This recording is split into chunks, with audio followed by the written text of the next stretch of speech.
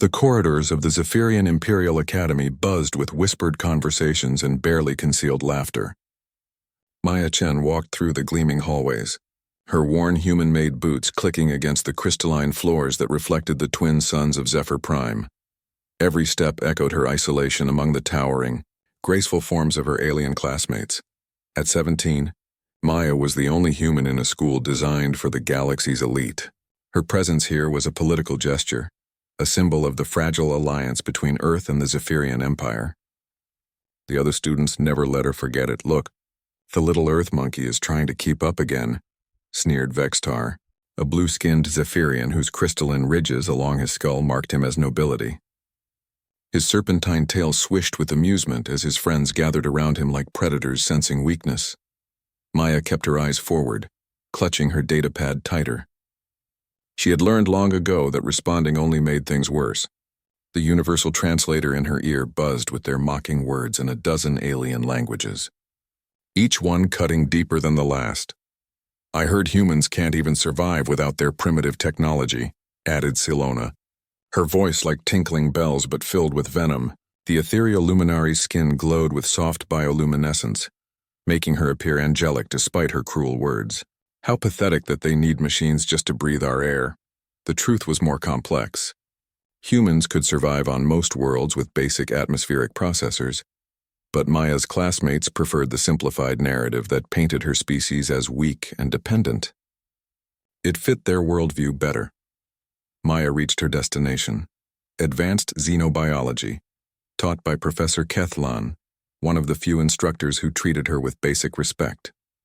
She slipped into the back row, hoping to become invisible among the holographic displays of alien ecosystems.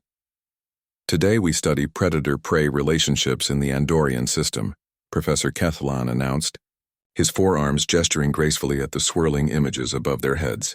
"Notice how the apex predators have evolved not just physical advantages but psychological ones. The ability to inspire fear, to dominate through presence alone." Maya found herself fascinated despite the day's earlier humiliations. Earth's wolves had similar traits, she thought, remembering the documentaries she'd watched as a child. The way they could silence a room just by entering it, the primal recognition of their authority that even humans felt deep in their bones. "Miss Chen," Professor Kethlan's voice interrupted her thoughts. "What observations do you have about predator psychology from your homeworld?" Every head turned toward her, and Maya felt the familiar heat of embarrassment rising in her cheeks. But she pushed through it, drawing on the knowledge she'd absorbed during countless lonely hours in the library. "Wolves on Earth don't just hunt with their teeth and claws," she said, her voice growing stronger as she spoke. "They use pack dynamics, hierarchy, and something humans call presence. A true alpha doesn't need to show aggression to maintain control. The pack recognizes their authority instinctively." Vextar snorted. "Primitive mammals hardly compare to true apex predators. Your wolves would be prey animals on any civilized world." "That's enough," Professor Kethlan said sharply, but Maya was already shrinking back into her seat. The moment of confidence had passed, replaced by the familiar weight of isolation. After class, Maya found her usual refuge in the Academy's vast library. The crystalline architecture soared overhead, creating cathedral-like spaces filled with floating data crystals and holographic texts in hundreds of languages. Here, among the accumulated knowledge of 1,000 worlds, she could almost forget her loneliness. She was deep in a study of interspecies communication when the commotion began. Shouts echoed through the library's peaceful halls, followed by the heavy footsteps of security guards. Maya looked up to see students pressing against the floor-to-ceiling windows, their faces filled with excitement and fear. Outside, in the Academy's central courtyard, stood a creature that made Maya's breath catch in her throat.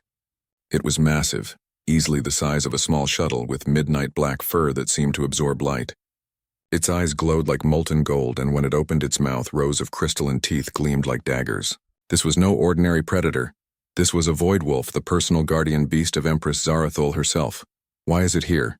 whispered a Centaurian student, his horse-like features twisted with anxiety. "The Empress arrives tomorrow for the convergence ceremony," another replied. "But the wolf has never come ahead of her before." Maya pressed her face to the window, transfixed. The void wolf moved with liquid grace despite its size, its massive paws silent on the courtyard stone. Security forces had formed a wide perimeter, their energy weapons drawn but held low. Everyone knew better than to threaten the Empress's companion. Then something extraordinary happened. The wolf's golden eyes swept across the windows of the library, scanning the faces of the watching students. When its gaze found Maya, it stopped. For a long moment, predator and human stared at each other across the expanse of crystal and space. Maya felt something she had never experienced before, a recognition that went beyond species, beyond worlds. The wolf's massive head tilted slightly, and she could have sworn she saw intelligence there. Curiosity, perhaps even acknowledgement. The moment shattered when Vextar's voice cut through the library's silence. Even the beast can smell the fear on the human. Look how it stares at easy prey. Nervous laughter rippled through the gathered students, but Maya barely heard it. The wolf had already turned away, padding silently toward the academy's main spires where the Empress would stay. But something had changed in that moment of connection, something Maya couldn't quite name. As the students dispersed, chattering excitedly about tomorrow's ceremony, Maya remained at the window. The courtyard was empty now, but she could still feel the wolf's golden gaze like a phantom touch. For the first time since arriving at the academy, she didn't feel entirely alone. Tomorrow would bring the convergence ceremony, where representatives from 100 worlds would gather to renew their oaths to the Zephyrian Empire. Maya had expected to spend it as she spent every formal event, invisible in the crowd, ignored by everyone who mattered. She had no way of knowing that tomorrow would change everything. The morning of the convergence ceremony dawned with the splendor that only Zephyr Prime could provide. Both suns rose simultaneously, casting the academy's crystalline spires in brilliant rainbow light. Maya stood at her dormitory window, watching the preparations below with a mixture of anticipation and dread. Hovering platforms descended from the sky like mechanical flowers, carrying dignitaries from across the galaxy. Each delegation brought their own retinue of guards, advisors, and exotic technologies that made the academy courtyard look like a museum of galactic civilization. Maya could see the distinctive blue and silver uniforms of the Rigelian Navy, the flowing robes of the Mysteri Council, and the geometric armor of the Silicon Collective. Her own formal attire felt painfully simple by comparison, a basic diplomatic uniform provided by Earth's embassy. While her classmates wore traditional garments that shifted color with their emotions or projected holographic patterns that told the stories of their worlds, Maya looked exactly like what she was, an outsider trying to fit into a gathering of the galaxy's most powerful beings. The humans wearing her best beggar's clothes. Silona's melodious voice drifted from the hallway outside Maya's room. I wonder if the Empress will even notice her when she's presented with the other students. Maya's hands clenched into fists, but she forced herself to remain calm. Today was too important for her to let their cruelty affect her. As the only human student, she would be formally presented to Empress Zarathul along with the Academy's other top students. It was an honor that carried significant political weight, and one that her classmates resented deeply. The ceremony took place in the Academy's grand amphitheater, a soaring structure that could hold 50,000 beings. Maya found herself in the student section, surrounded by young aliens who radiated confidence and entitlement. She tried to make herself small, to disappear into the marble-like substance of her seat. When Empress Zarathul entered, the entire amphitheater fell silent. The ruler of the galaxy's most powerful empire moved with fluid grace, her dark skin marked with the traditional silver tattoos of her rank.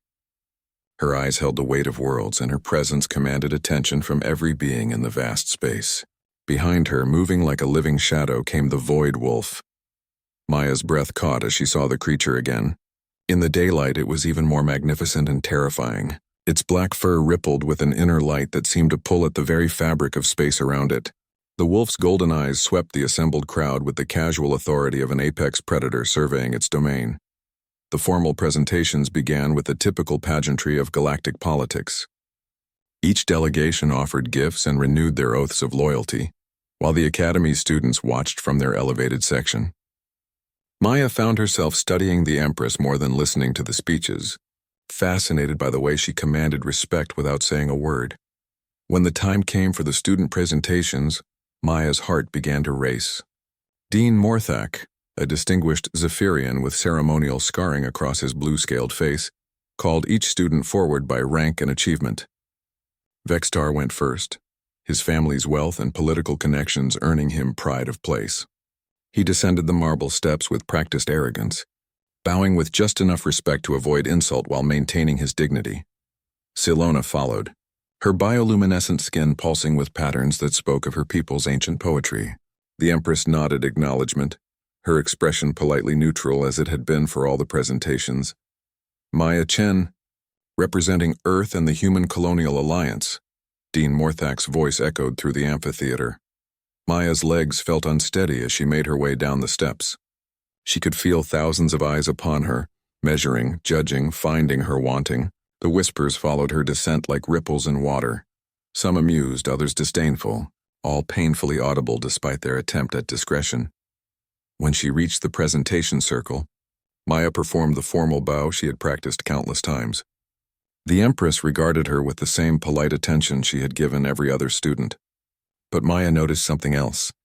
The Void Wolf had lifted its massive head, those golden eyes fixed on her with unmistakable interest. "Your Majesty," Maya began, her voice steadier than she felt, "I bring greetings from Earth and gratitude for the honor of studying at your academy."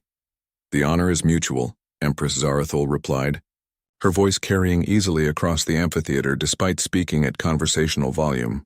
"Your presence here represents the growing bonds between our peoples." It was a diplomatic response, nothing more or less than Maya had expected. She bowed again, preparing to return to her seat, when the unexpected happened. The Void Wolf rose to its feet. A ripple of shock went through the assembled crowd. The wolf had remained motionless throughout the entire ceremony, a living statue of barely contained power. Now it padded forward, its massive paws silent on the polished floor, until it stood between Maya and the Empress. Maya's training told her to step back, to give way to the creature that could kill her with a casual swipe of its claws. But something deeper, more instinctual told her to stand her ground. She looked up into those molten gold eyes and felt the same recognition she had experienced the day before. The wolf lowered its enormous head until it was level with Maya's face. Its breath was warm against her skin, carrying scents of starlight and distant worlds. For a moment that stretched into eternity, human and predator regarded each other in perfect silence. Then slowly, deliberately, the Void Wolf pressed its forehead against Maya's palm. The amphitheater erupted in chaos. Gasps and shouts echoed off the crystalline walls, as 50,000 beings tried to process what they had just witnessed. Dean Morthak's face had gone pale blue, and even the normally composed Empress had straightened in her throne, her eyes wide with surprise. Maya felt the wolf's mind brush against hers, not telepathy in any conventional sense, but something deeper. A recognition of pack, of belonging, of acceptance that transcended species and worlds. The creature that had never shown deference to anyone except its Empress had chosen to acknowledge a human girl. "Impossible!" Vextar's voice cut through the noise, his usual composure shattered. "The beast is confused. Humans have no bond with apex predators." But the Void Wolf paid no attention to the alien noble's words. It remained pressed against Maya's hand for several more heartbeats before finally pulling back and returning to its position beside the Empress's throne. Its golden eyes never left Maya's face. Empress Zarathul rose from her seat, her movement causing the amphitheater to fall silent once more. She studied Maya with new interest, her expression unreadable. "It seems," the Empress said finally, her voice carrying clearly across the vast space, "that my companion sees something in you that others have missed. Kethvara has never shown such favor to anyone outside our immediate family." Maya realized with a start that the wolf had a name, Kethvara, which meant soul keeper in the ancient Zephyrian tongue. The significance was not lost on the assembled crowd. This creature, bred from the void between stars and bonded to the most powerful ruler in the galaxy, had claimed a human as worthy of its respect. As Maya made her way back to her seat on unsteady legs, she could feel the weight of 1,000 stares, but for the first time since arriving at the academy, they were not looks of contempt or dismissal. Fear, confusion, speculation, but not contempt. Vextar's face was twisted with rage as she passed his row. "This changes nothing," he hissed under his breath. "You're still just a primitive human playing at civilization." But even as he spoke the words, Maya could hear the uncertainty in his voice. Something fundamental had shifted in the space of a few heartbeats, and they all knew it. The question now was what would come next. The aftermath of the convergence ceremony transformed Maya's life at the academy in ways she could never have anticipated. Where once she had been invisible, now she found herself the center of uncomfortable attention. Students who had never spoken to her before approached with barely concealed curiosity, while others, led by Vextar's faction, viewed her with open hostility. The beast was obviously malfunctioning, Vextar declared loudly in the dining hall the next morning, ensuring his voice carried to every table. Void wolves are bred for warfare, not party tricks. Perhaps exposure to primitive human pheromones confused its hunting instincts. His followers laughed on cue, but Maya noticed the forced quality of their amusement. Even they seemed unsettled by what they had witnessed. Silona's usual radiant confidence appeared dimmed, her bioluminescent patterns flickering with uncertainty. Maya tried to focus on her meal, a carefully prepared selection of foods that wouldn't trigger her human allergies. But the whispered conversations around her made concentration impossible. Every few minutes she felt eyes upon her, studying her as if she might suddenly transform into something more worthy of a void wolf's attention. Professor Kethlan found her after advanced xenobiology that afternoon. His compound eyes reflected the afternoon light filtering through the academy's crystal walls as he approached her usual hiding spot in the library's deepest archives. "Miss Chen," he said gently, settling his four-armed form into a chair designed for his species. "I imagine yesterday's events have left you with questions." Maya looked up from her datapad, where she had been researching everything the galactic databases contained about void wolves. The information was frustratingly sparse, most of it classified at levels far above her security clearance. "I don't understand what happened," she admitted, grateful for the professor's kind tone. "I've never had any special connection to animals. On Earth, I could barely get my neighbor's cat to tolerate me." Professor Kethlan's mandibles clicked, and what Maya had learned was his species' equivalent of gentle laughter. The bond between a void wolf and a potential pack member has nothing to do with conventional animal training. These creatures exist partially outside normal spacetime. They perceive reality differently than most life forms. What does that mean exactly? "It means," said a new voice from behind them, "that they see souls, not species." Maya spun around to find herself face to face with Captain Thaynara, the Empress's personal guard captain. The imposing Zephyrian warrior wore armor that seemed to absorb light, and her scarred features spoke of countless battles. Maya had seen her from a distance during the ceremony, but never imagined the captain would seek her out directly. "Captain," Professor Kethlan said, rising quickly and offering a respectful bow. "To what do we owe this honor?" "Her Majesty wishes to speak with Miss Chen," Thaynara replied, her gaze never leaving Maya's face. Privately, Maya's heart began to race. A private audience with the most powerful being in the galaxy was either an extraordinary honor or a terrifying summons to judgment. Given her recent experiences, she wasn't sure which interpretation worried her more. The captain led her through corridors Maya had never seen before, past security checkpoints that scanned them with devices she couldn't identify. They rode a lift that moved not just vertically, but seemed to phase through dimensions, emerging in a part of the academy that felt older, more primal than the rest. The Empress waited in a garden that shouldn't have been possible. Open to the sky yet clearly indoors, filled with plants from a dozen worlds that somehow thrived in the same space. At the garden's center sat a pool of water so still it looked like liquid starlight. Beside the pool, Kethvara lay in a patch of what looked like earth grass. The massive wolf's golden eyes tracked Maya's approach, but it made no move to rise. The Empress herself sat on a simple stone bench, her formal regalia replaced by flowing robes that shifted color with the changing light. "Approach, child," Empress Zarathul said, her voice carrying the same authority as before but somehow gentler. "Kethvara has been restless since yesterday. I believe she wishes to understand what she sensed in you." Maya walked slowly toward the pool, hyper-aware of the wolf's attention. When she was within arm's reach, Kethvara finally rose, her movements fluid despite her enormous size. The creature padded over to Maya and, without ceremony, began sniffing her with the thoroughness of a custom scanner. Your Majesty, Maya said, trying to maintain some semblance of diplomatic protocol, while a creature the size of a shuttle examined her from head to toe. I'm honored by your invitation, but I'm not sure what I can tell you about what happened yesterday. Tell me about your world, the Empress said instead. Not the official reports or diplomatic briefings. Tell me about Earth as you know it. Maya blinked in surprise at the unexpected request. It's complicated. We're still recovering from the environmental damage we caused centuries ago. Most of the large predators are extinct or exist only in carefully managed preserves. We've learned to live with technology because we destroyed so much of what came naturally. Kethavara had finished her inspection and now sat directly in front of Maya, those molten gold eyes fixed on her face with uncomfortable intensity. Yet humans survived, the Empress observed. Thrived, even. Reached the stars despite losing your natural predators. How? We had to become our own apex predators, Maya said slowly, the realization forming as she spoke. We couldn't rely on pack hierarchies or territorial instincts like other species. We had to create our own order, our own sense of belonging.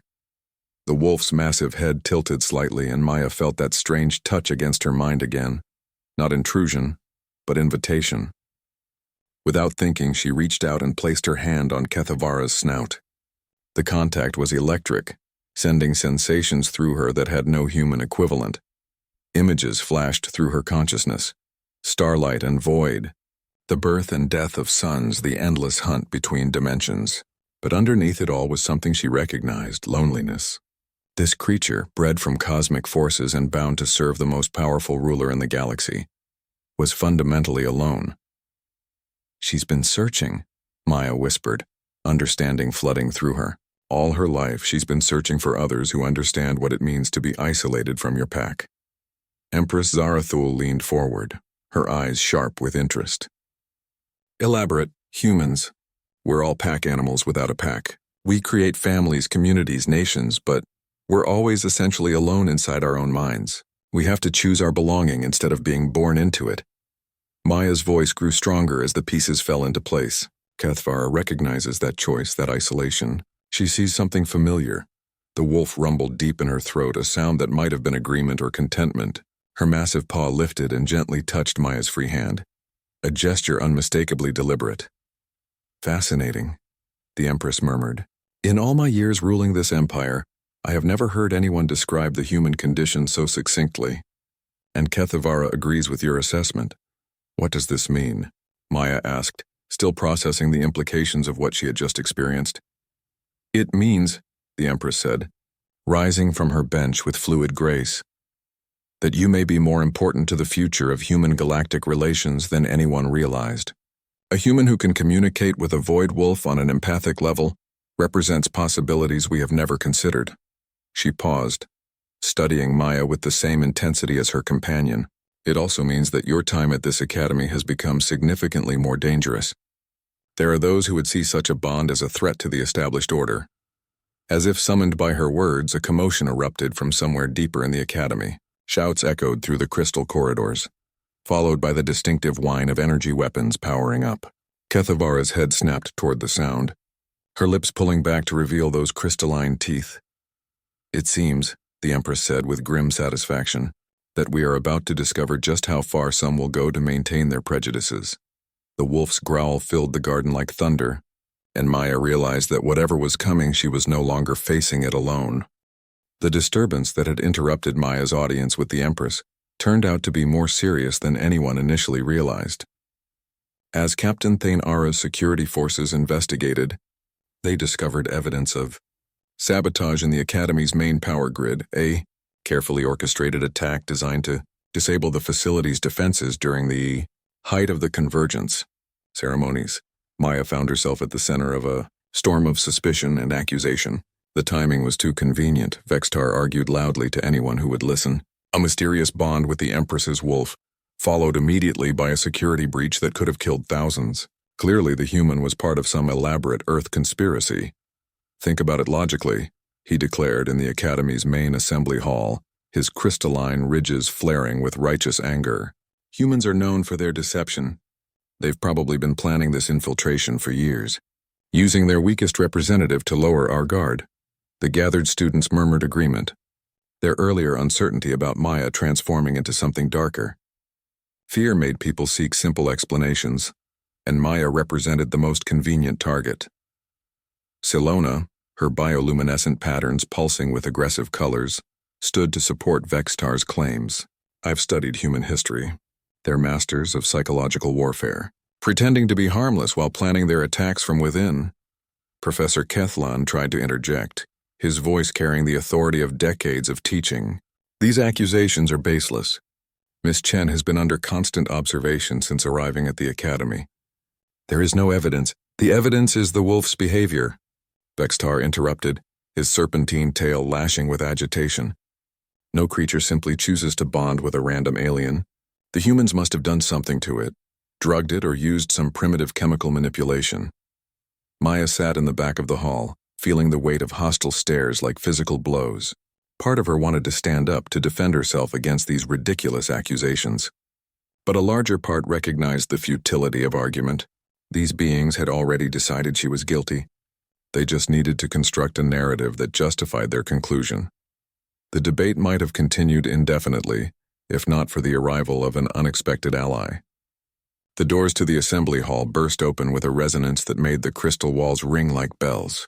Kethavara padded into the room with deadly grace, her golden eyes sweeping the assembled students like a predator evaluating prey. Behind her came Empress Zarathul, her expression thunderous with barely contained rage. The effect on the room was immediate and absolute. Every being present dropped to their knees in formal submission, including the faculty. "Rise," the Empress commanded, her voice carrying harmonics that seemed to vibrate in Maya's bones. "I have listened to this discussion from the corridor and I find myself disappointed." Vexitar remained kneeling longer than the others, his head bowed in what might have been shame or calculation. When he finally rose, his face had lost its earlier confidence. "Your Majesty," Dean Morthak began, his blue-scaled features pale with anxiety. "We were merely investigating all possibilities. You were participating in a mob," the Empress cut him off coldly, allowing fear and prejudice to override logic and evidence. "I expected better from an institution dedicated to learning." Kethavara had made her way to Maya's side without fanfare, her massive form creating a barrier between the human girl and the rest of the assembly. The wolf's presence was like standing next to a controlled fusion reactor, dangerous, powerful, and completely protective. "The sabotage was investigated thoroughly," the Empress continued, her gaze moving across each face in the room.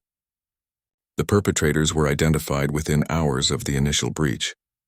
They were members of the Stellar Purity Movement, a radical faction that believes this galaxy belongs only to its original species." A collective intake of breath swept the room. The Stellar Purity Movement was considered a terrorist organization by most civilized governments, dedicated to ending what they saw as the contamination of galactic society by newer species like humans. "Furthermore," the Empress said, her voice growing even more dangerous, "the investigation revealed that they had been receiving information from sources within this academy. Someone has been feeding them intelligence about security protocols, student schedules, and the timing of ceremonial events." The accusation hit the assembly like a physical blow. Students began looking at each other with sudden suspicion, trust evaporating in the face of betrayal. Maya watched the social dynamics shift in real time as former allies became potential enemies. Vextar's face had gone completely pale, his crystalline ridges dim with shock. "Your Majesty, surely you don't suspect—" "I suspect everyone," the Empress replied bluntly. "Everyone except the one being you all chose to accuse. Maya Chen's communications have been monitored since her arrival at this academy. Every message she has sent or received has been analyzed. She has had no contact with any organization hostile to the Empire." The silence that followed was deafening. Maya could feel the shame radiating from some of her classmates, while others seemed to be calculating new angles of attack. Fear and prejudice didn't disappear just because they were proven wrong. They simply found new targets. "However," the Empress continued, and her tone shifted to something that made Maya's blood run cold, "I have decided that the current environment at this academy is unsuitable for fostering the kind of galactic cooperation we supposedly represent. Changes must be made." She gestured to Captain Thainara, who stepped forward with a datapad that glowed with official seals. "Effective immediately. New security protocols will be implemented. All student communications will be subject to real-time monitoring. Social gatherings will require advance approval, and any expression of racial or species-based prejudice will result in immediate expulsion. The students shifted uncomfortably at these restrictions, but no one dared protest. Maya found herself feeling almost sorry for them. They had brought this surveillance upon themselves through their mob mentality. Additionally, the Empress said, her eyes finding Maya in the crowd, Miss Chen will be assigned a personal guard detail, not because we suspect her of wrongdoing, but because recent events have demonstrated that her safety cannot be guaranteed through normal academy security. Your Majesty, Maya found herself saying before she could stop herself, that's not necessary. I don't want special treatment. It is not special treatment, the Empress replied firmly. It is recognition of reality. Your bond with Kethavara has made you a symbol of something larger than yourself. Those who oppose change will see you as a threat. Those who support it will see you as hope. Both perspectives make you a target. As if to emphasize the point, Kethavara rumbled deep in her throat, her golden eyes scanning the assembled students with predatory intensity. Several beings took unconscious steps backward, their survival instincts recognizing an apex predator's warning. But why? Silona asked, her voice barely above a whisper. Why does any of this matter? She's just one human student. The Empress smiled then, but it was not a comforting expression. Because she represents the future of galactic civilization, a future where acceptance is based on character rather than chromosomes, where bonds are formed through understanding rather than biology. Some of you will embrace that future, others will fight it. But it is coming regardless. She turned to leave, then paused at the doorway. Classes will resume tomorrow. I suggest you all spend tonight considering what kind of legacy you want to leave. History is watching, and it remembers those who stood on the right side of progress. As the Empress departed, Kethavara lingered for a moment longer. The wolf's gaze swept the room one final time, her message unmistakable. The human girl was under her protection now. Anyone who threatened Maya would answer to a creature bred from starlight and void. The silence that followed their departure was pregnant with possibility and danger. Maya realized that her life at the academy had just become infinitely more complicated. She was no longer just a student trying to survive in an alien environment. She had become a symbol of change, and symbols had a way of attracting both worship and warfare. The weeks following the Empress's ultimatum transformed the academy into a place Maya barely recognized. The easy cruelty that had once defined student interactions was replaced by careful politeness, but underneath the surface, tension simmered like molten core beneath a planetary crust. Maya's new reality included a constant shadow, Lieutenant Velandra, a stoic Zephyrian guard whose presence served as both protection and reminder of how drastically things had changed. The lieutenant was professional to a fault, never speaking unless spoken to, but her hand never strayed far from her energy weapon. What surprised Maya most was how isolating protection could be. Students who might have been neutral toward her now avoided contact entirely, unwilling to risk association with someone so closely watched. Even Professor Kethlin seemed more reserved during their discussions, aware that every word was being recorded and analyzed. The only exception was her growing relationship with Kethavara. The Void Wolf had taken to appearing at unexpected moments throughout Maya's day. Sometimes she would find the massive creature waiting outside her dormitory in the morning, those golden eyes patient and knowing. Other times, Kethavara would materialize in the library's quieter sections, settling beside Maya's study alcove like a living shadow. Each encounter deepened their connection. Maya began to understand that the wolf's perception of reality operated on multiple levels simultaneously. Kethavara existed partially outside normal spacetime, able to sense things that conventional physics couldn't explain. Through their bond, Maya caught glimpses of this expanded awareness, the flow of emotions throughout the academy, the hidden connections between seemingly unrelated events, the underlying patterns that drove galactic politics. It was during one of these sessions that Maya made a disturbing discovery. She was reviewing xenopolitical theory in the library's deep archives when Kethavara appeared beside her with unusual urgency. The wolf's mental touch carried images that made Maya's blood run cold. Secret meetings in shadowed chambers, coded communications hidden within routine academy business, and worst of all, familiar faces plotting in whispered conferences. Show me more. Maya whispered, placing her hand on Kethvara's massive skull. The images that flowed into her consciousness painted a picture of conspiracy that went far beyond simple prejudice. A group of influential families, led by Vexitar's father, Duke Nexitar, had been secretly supporting the stellar purity movement for years. They viewed the Empire's expansion to include lesser species as a betrayal of galactic natural order.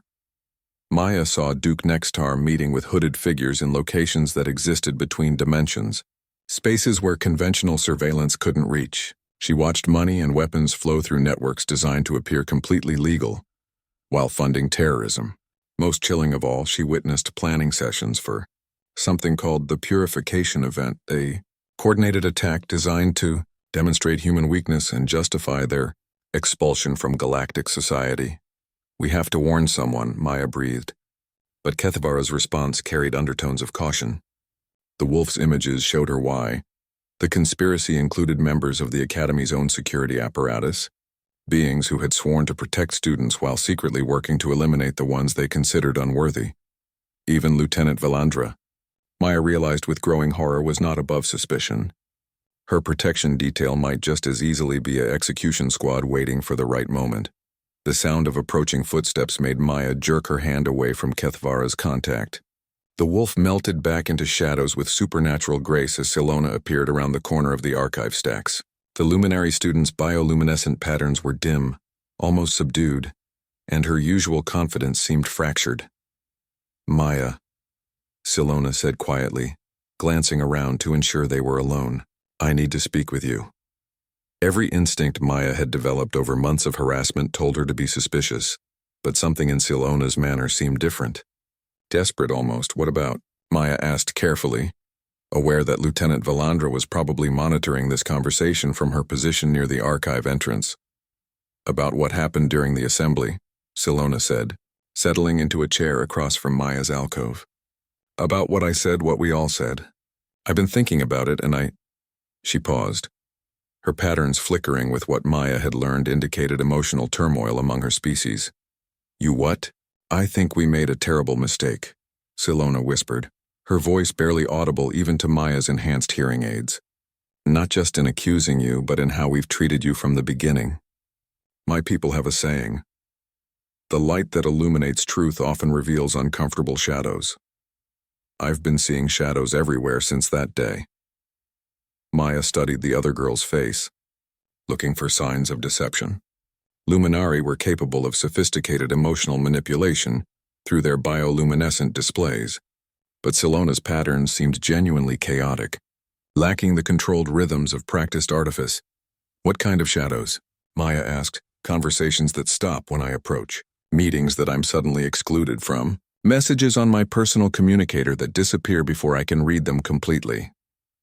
Silona's patterns shifted to deep blues and purples. Colors Maya had learned indicated fear among her species. "I think someone is trying to recruit me for something and they're testing my loyalty first." The pieces of Kethvara's vision began clicking into place in Maya's mind. The conspiracy needed students from influential families to provide cover for their activities within the academy. Silona's family controlled several key trade routes that would be essential for moving weapons and personnel. "Have you told anyone else about this?" Maya asked. "Who would I tell? My closest friends are the ones having these secret conversations. My professors seem distracted lately, like they're worried about something they can't discuss. And the security forces." She gestured toward where Lieutenant Valandra waited. "How do I know who I can trust?" It was a question Maya couldn't answer without revealing what Kethvara had shown her. But the wolf's mental touch brushed against her consciousness again, carrying new urgency. Time was running out for whatever the conspirators had planned. "Silona," Maya said carefully, "if I told you that there was something much bigger happening here than just student prejudice, would you be willing to help stop it?" The luminary girl's patterns shifted to bright golds and whites, colors of determination and resolve. "If it means protecting innocent people, yes, absolutely. Even if it meant going against some of the most powerful families in the galaxy, even if it put your own family's position at risk." Silona was quiet for a long moment, her patterns cycling through complex combinations that Maya couldn't interpret. Finally, she looked up with eyes that held more maturity than Maya had ever seen in them before. My grandmother once told me that privilege without responsibility is just another form of theft, she said. We've been stealing dignity from others for too long. It's time to pay that debt. Maya felt a surge of hope that she hadn't experienced since arriving at the academy. She wasn't alone anymore. Not just because of Kethvara's protection, but because someone else had chosen to see beyond the artificial barriers of species and status. Then I need you to do something for me, Maya said, her voice dropping to barely a whisper, and you're not going to like it. As she outlined her plan, Maya saw Silona's patterns shift through fear, determination, and finally grim acceptance. What Maya was asking would require the luminary girl to betray everything she had been raised to believe about loyalty and social hierarchy. But as Kethvara had shown her, sometimes the only way to preserve a civilization was to save it from itself, and that salvation often came from the most unexpected sources. The conspiracy thought they understood human weakness. They were about to discover that underestimating human adaptability was the most dangerous mistake they could make. Silona's infiltration of the conspiracy proved easier than either girl had anticipated, which only made Maya more worried about how long this plot had been developing. Within 3 days of their library conversation, the Luminari student was being invited to private study sessions that had nothing to do with academy curriculum. The communication system they developed was necessarily subtle. Silona would visit Maya in the library each afternoon, ostensibly to work on a joint project for Professor Kethlan's xenobiology class. During these sessions, she would share what she had learned through carefully coded discussions about fictional ecosystems and predator-prey relationships. What emerged was a picture of conspiracy far more sophisticated and dangerous than Maya had imagined. The Stellar Purity Movement wasn't just a collection of radical terrorists. It was a shadow organization with cells embedded throughout galactic government, military forces, and academic institutions. Their ultimate goal wasn't simply to remove humans from galactic society, but to restructure the entire empire along rigid species hierarchies. They call it the natural order, Silona whispered during one of their sessions, her bioluminescent patterns carefully controlled to appear focused on their studies. The idea that each species has an inherent rank in galactic civilization, and mixing between levels weakens the whole structure. Maya's stylus scratched across her datapad as she pretended to take notes on symbiotic relationships. Where do they rank humans? At the bottom, naturally. But that's not the worst part. Silona's patterns flickered briefly with distress before she regained control. They believe that the Empress's acceptance of humans represents a fundamental corruption of Zephyrian leadership. They're planning something called the Purification Event, a demonstration that will prove human weakness and justify removing not just humans from the Academy, but the Empress from her throne. The stylus snapped in Maya's grip. Around them, other students continued their studies in blissful ignorance while a plot to overthrow the galactic government unfolded in whispered conversations and coded messages. What kind of demonstration? Maya asked, her voice barely audible. I don't have all the details yet, but it involves you specifically. Your bond with Kethvara has become a symbol to both sides, proof of human potential to our supporters, proof of corruption to theirs. They want to break that bond publicly, to show that human connections to true galactic power are artificial. A chill ran down Maya's spine as she processed the implications. The conspirators weren't just planning to humiliate her. They were going to use her as a weapon against the Empress herself. Their conversation was interrupted by the appearance of Vextar, who approached their table with a smile that never reached his eyes. His crystalline ridges caught the library's ambient light, creating patterns that reminded Maya uncomfortably of fractured glass. Working hard, I see, he said, his voice carrying the false warmth of practiced diplomacy. Silona, you missed yesterday's gathering.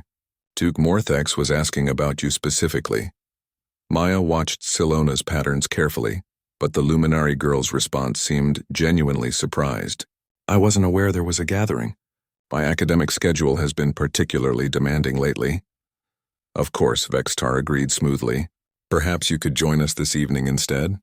There are some fascinating discussions about xenobiological hierarchies that I think would interest you.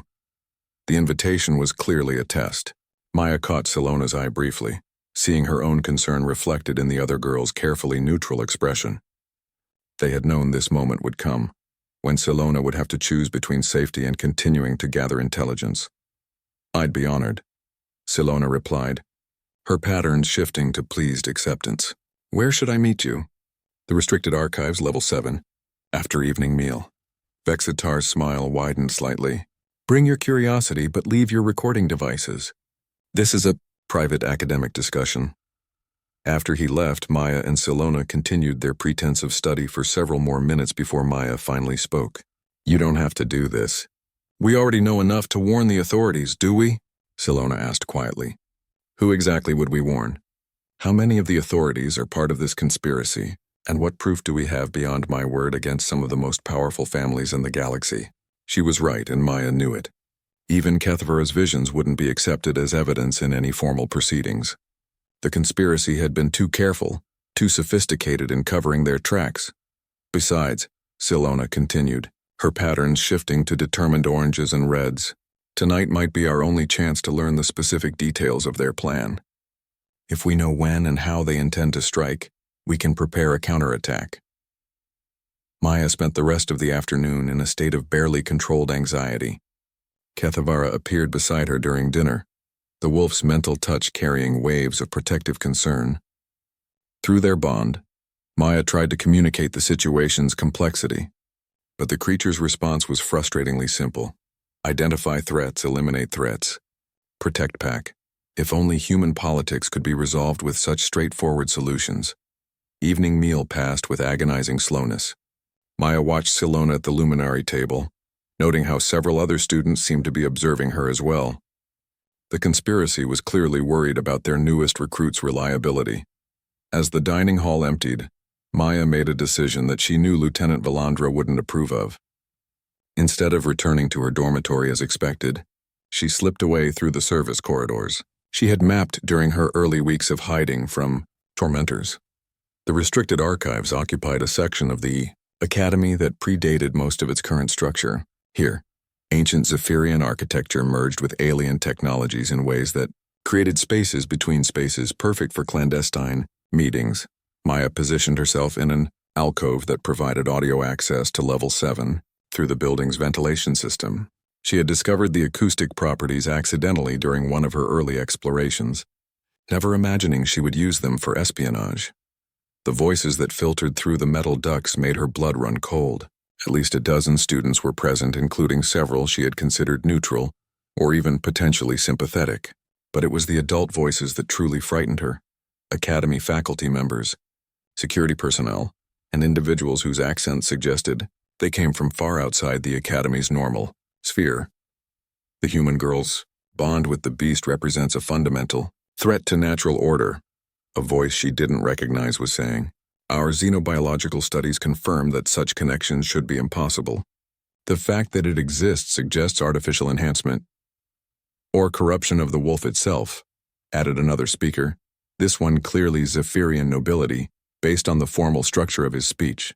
We have reason to believe that exposure to human pheromones has damaged the creature's neural pathways. Maya pressed closer to the ventilation grate, trying to catch every word. Through the metal mesh, she could see flickering lights that indicated the speakers were using holographic displays to illustrate their points. The demonstration must appear natural. Vextar's voice cut through the discussion. A simple test that reveals the artificial nature of the bond. When the wolf fails to respond to the human's commands in a crisis situation, it will prove that their connection is psychological manipulation rather than genuine partnership. And what of the Empress?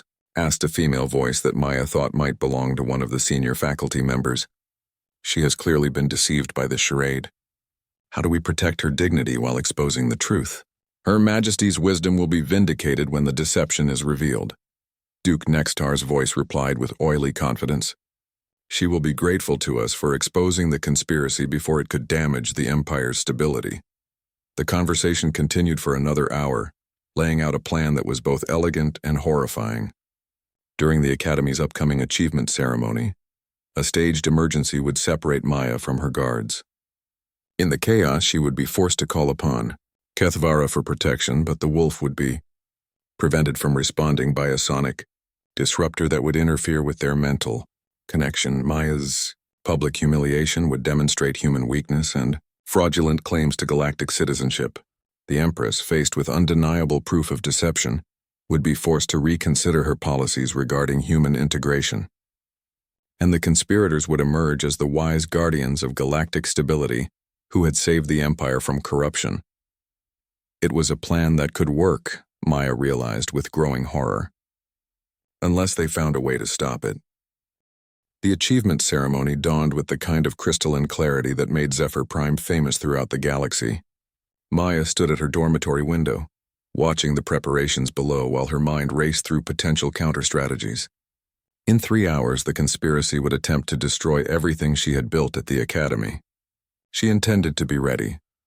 Kethavara materialized beside her with the supernatural silence that still amazed Maya after weeks of bonding.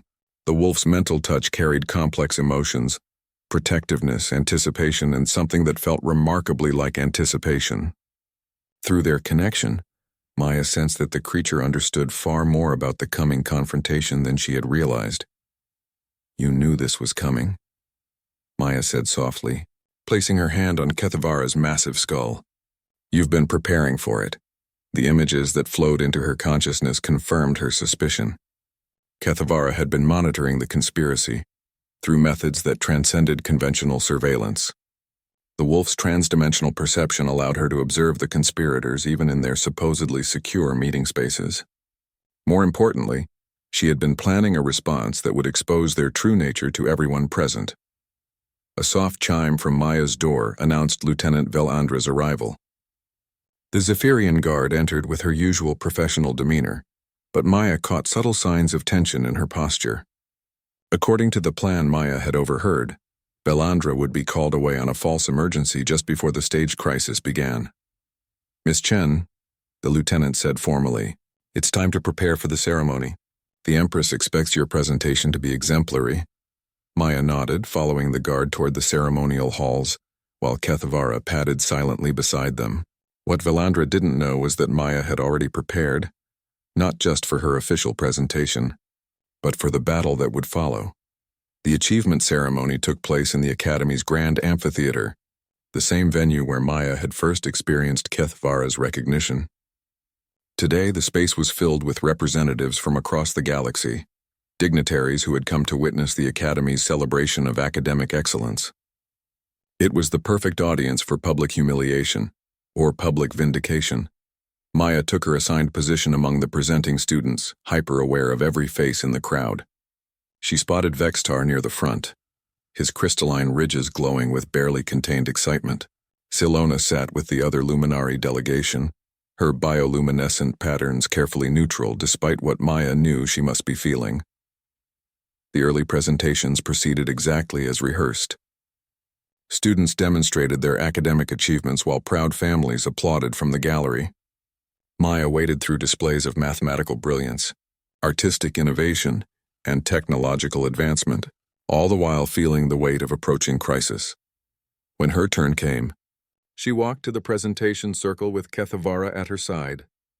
The wolf's presence caused the usual ripple of awed whispers through the crowd, but Maya noticed something different in the reactions. Where once she had seen fear and confusion, now she glimpsed curiosity and respect. Her bond with the Void Wolf had changed more than just her own status. It had challenged assumptions about what was possible. "Honored guests," Maya began, her voice carrying clearly across the amphitheater. "Thanks to the acoustic properties built into Zephyrian architecture, I am here to present my research on interspecies communication through empathic bonding. However, before I begin, I believe there is something more important that needs to be addressed." This wasn't part of the expected program, and Maya saw Dean Morthak's face tighten with concern. In the audience, Vextar's expression shifted from excitement to confusion. Their carefully orchestrated plan was already deviating from script. "Over the past weeks, I have become aware of forces within this academy that seek to undermine everything it represents," Maya continued, her confidence growing as she spoke. "There are those who believe that cooperation between species represents weakness rather than strength, who would prefer to maintain artificial hierarchies rather than embrace the potential for growth." Lieutenant Velandra stepped forward, her hand moving toward her weapon. "Miss Chen, this is not—" She never finished the sentence. Kethavara's warning growl filled the amphitheater like rolling thunder, and the lieutenant froze mid-motion, the wolf's golden eyes fixed on the guard with unmistakable threat, communicating that any move against Maya would be met with lethal force. But Maya had expected this moment. Through their bond, she had shared her complete understanding of the conspiracy with Kethvara, including the sonic disruptors hidden throughout the amphitheater. The wolf was ready. "The truth is," Maya said, raising her voice to carry over the growing murmur of the crowd, "there has been a conspiracy to manipulate this ceremony, to stage a crisis that would make me appear weak and fraudulent. They have planted sonic disruptors designed to interfere with my bond to Kethvara, hoping to prove that our connection is artificial." The accusation sent shockwaves through the assembled dignitaries. In the audience, she saw Duke Nextar's face go pale, while several other conspirators began looking toward the exits. Vextar leaped to his feet, his composure finally cracking. "This is absurd. The human is paranoid, seeing plots where none exist." "Then you won't mind if we test that theory," Maya replied calmly. She gestured to Kethvara, who padded to the center of the presentation circle. "Activate your devices. Try to break our bond." The challenge caught the conspirators completely off guard. Their plan had depended on Maya being unaware of the sonic disruptors, on her confusion and desperation when Kethvara failed to respond. Faced with direct confrontation, they had only seconds to decide whether to proceed or abandon their plot entirely. Duke Nextar made the choice for them. A subtle gesture activated hidden devices throughout the amphitheater, filling the air with subsonic frequencies designed to disrupt psychic connections. The sound was barely audible to most species present, but Maya felt it like needles driving into her brain. For a moment that stretched into eternity, she lost contact with Kethvara entirely. The wolf's mental presence vanished behind a wall of electronic interference, leaving Maya feeling more alone than she had since arriving at the academy. Around the amphitheater, gasps and murmurs arose as the audience realized something was indeed happening. But Maya had prepared for this moment. Instead of calling out to Kethvara through their psychic bond, she did something far simpler and more fundamental. She whistled. The sound that emerged from her lips was nothing special by human standards, a simple tune her grandmother had taught her years ago, a melody that spoke of home and belonging and love that transcended words. It was the kind of sound that every pack animal understood on an instinctual level, the call of family to family. Kethvara's response was immediate and devastating to the conspiracy's plans. The wolf threw back her massive head and howled, a sound that seemed to tear through dimensions and resonate in the very foundations of the amphitheater. The sonic disruptors, designed to interfere with psychic connections, had no effect on simple auditory communication. More than that, the wolf's howl carried harmonics that spoke directly to the predator instincts of every being present. It was a sound of recognition, of acceptance, of a pack leader acknowledging her chosen family. The message was unmistakable to anyone with the evolutionary background to understand predator behavior. But Maya wasn't finished. As Kethvara's howl echoed through the amphitheater, she began to speak in a voice that carried new authority. "The bond between Kethvara and myself isn't based on technology or manipulation," she said, her words somehow audible despite the chaos around them. "It's based on recognition. The recognition that strength comes not from dominating others, but from choosing to protect them. That wisdom isn't measured by the accident of birth species, but by the willingness to grow beyond artificial limitations." She gestured to the audience, where beings from dozens of worlds sat transfixed by the display unfolding before them. "Look around this amphitheater. See the diversity of life that makes up our galactic civilization. Each species brings unique gifts, unique perspectives, unique potential. Those who would divide us based on arbitrary hierarchies would rob us all of that richness." Silona stood up in the luminary section, her bioluminescent patterns blazing with supportive colors. One by one, other students began rising as well. Not just the ones Maya had expected, but beings she had never spoken to, representatives of species she barely knew. The conspiracy had underestimated how many young minds were ready to embrace change. "This is preposterous," Duke Nextar shouted, abandoning all pretense of dignity. "The human is using some kind of mental manipulation. The wolf is obviously defective." His words were lost in the sound that emerged from Kethvara's throat. Not a growl this time, but something that might have been laughter. The wolf padded over to Duke Nextar's position and sat down directly in front of him. those golden eyes studying him with the patience of a predator who had cornered her prey. Empress Zarathul rose from her throne, her expression unreadable as she surveyed the chaos in her amphitheater. When she spoke, her voice carried harmonics that commanded absolute silence.